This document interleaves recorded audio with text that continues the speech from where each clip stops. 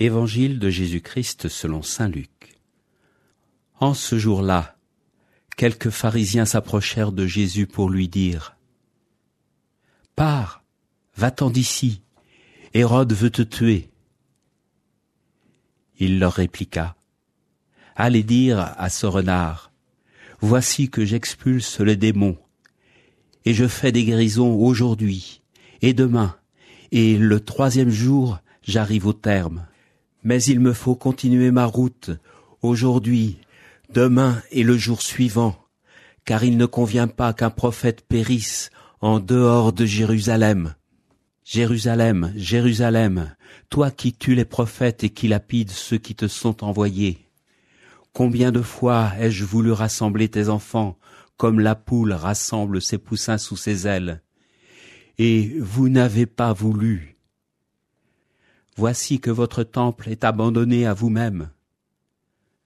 Je vous le déclare, vous ne me verrez plus jusqu'à ce que vienne le jour où vous direz « Béni soit celui qui vient au nom du Seigneur ».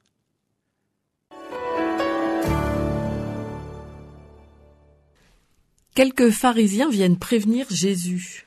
« Pars d'ici, Hérode veut te tuer. » Tiens, des pharisiens qui viennent prévenir Jésus. C'est vrai que souvent les évangiles dénoncent l'hypocrisie de nombreux pharisiens. Mais dans de rares cas comme celui-là, ils relatent que quelques pharisiens sont entrés en dialogue avec Jésus et même parfois l'ont invité à manger. Dans cet épisode, il y a des pharisiens qui font cette démarche bienveillante de prévenir Jésus.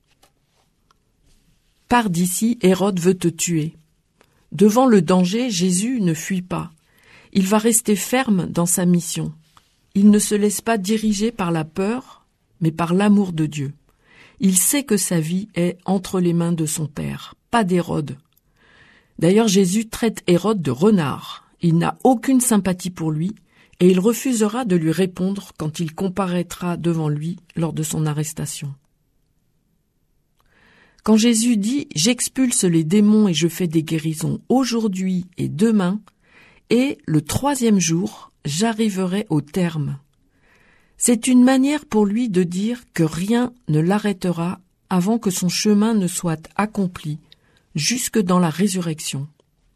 Au verset 33, il affirme « Il faut que je poursuive ma route, car il ne convient pas qu'un prophète périsse en dehors de Jérusalem. » La mort de Jésus n'est pas un accident de l'histoire, elle est l'accomplissement d'une vocation.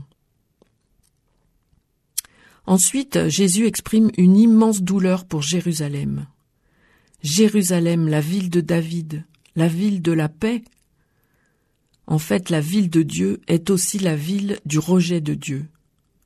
Pourtant, Jésus ne parle pas avec colère, mais avec tendresse. Il se compare à une poule. Hérode était un renard tout à l'heure.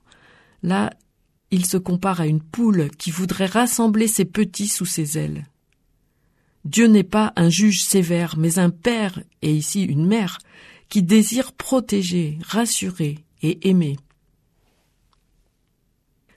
La phrase « Béni soit celui qui vient au nom du Seigneur » que nous connaissons, ce verset des psaumes, il sera repris par la foule au rameau, mais ce verset a une signification qui dépasse le récit actuel. Il évoque l'attente et la promesse d'une nouvelle rencontre.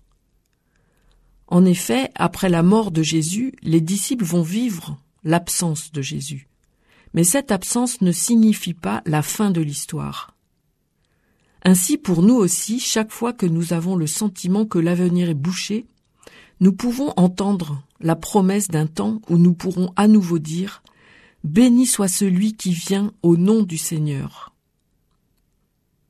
Ce passage de l'Évangile de Luc nous révèle un Jésus courageux et plein de tendresse. Il nous appelle nous aussi à ne pas avoir peur et à ouvrir notre cœur à son amour. À la suite de Jésus, continuons notre chemin malgré les épreuves, parce que nous savons que Dieu tient notre vie. L'évangile du jour était commenté par Christine Munch, membre de l'Église protestante